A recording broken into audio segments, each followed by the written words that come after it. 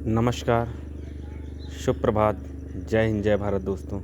आप सभी दोस्तों का आपके अपने परिवार YouTube channel study point by Amitesh पर स्वागत करते हैं। तो आज का जो हमारा चैप्टर है, विषय है, वो है गति, मोशन एक्चुअली में होता क्या है। मोशन वो होता है जब कोई वस्तु एक स्थान से दूसरे स्थान को जाती है तो अपनी क्या करती है, मोशन करती है, गति करके ही जाती है। जैसे हम बात करते हैं, गति किसी वस्तु की स्थिति में समय के साथ होने वाला एक प्रकार का परिवर्तन है। जैसे ये वस्तुओं की चाल व्यवहार को समझने में मदद करता है। गति कई प्रकार की होती है। गति जैसे रेखीय गति, वस्तु एक सीधी रेखा में गति करती है तो उसको हम क्या बोलते हैं, रेखीय गति या लीनियर मोशन बोलते हैं। जैसे कोई वस्तु एक सीधी रेखा में जब गति करती है उसको कौन सी गति बोलते हैं, लीनियर गति बोलते हैं। जैसे वस्तु किस दिशा में गति करती, सीधी दिशा में गति करती, तो उसको कौन बोलते हैं, रेखीय गति बोलते हैं।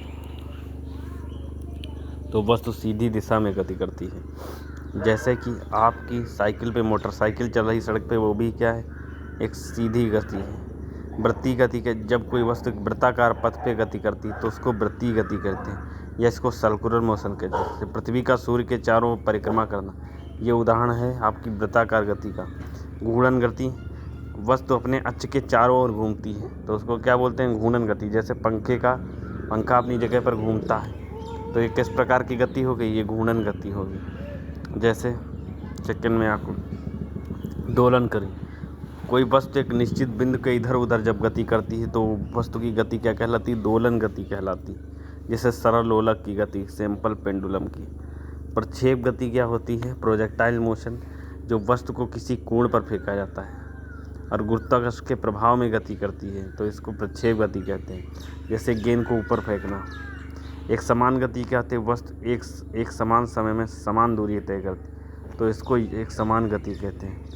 जब वस्तु गति के समय के साथ बदलती रहती है इसको असमान गति कहते हैं। जैसे त्वरण के साथ गति के कारण। जैसे आवर्ती गति क्या थी, गति एक निश्चित समय अंतराल के बाद दोहराई जाती है तो उसको आवर्ती गति कहते हैं। अगली स्लाइड के ऊपर आते हैं।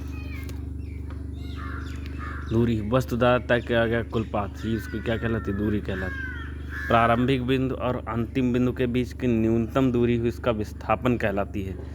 विस्थापन की दर को हम क्या बोलते हैं, वेग बोलते हैं। विस्थापन की दर को क्या बोलते हैं, वेग बोलते हैं। और वेग में परिवर्तन की दर को हम त्वरण बोलते हैं।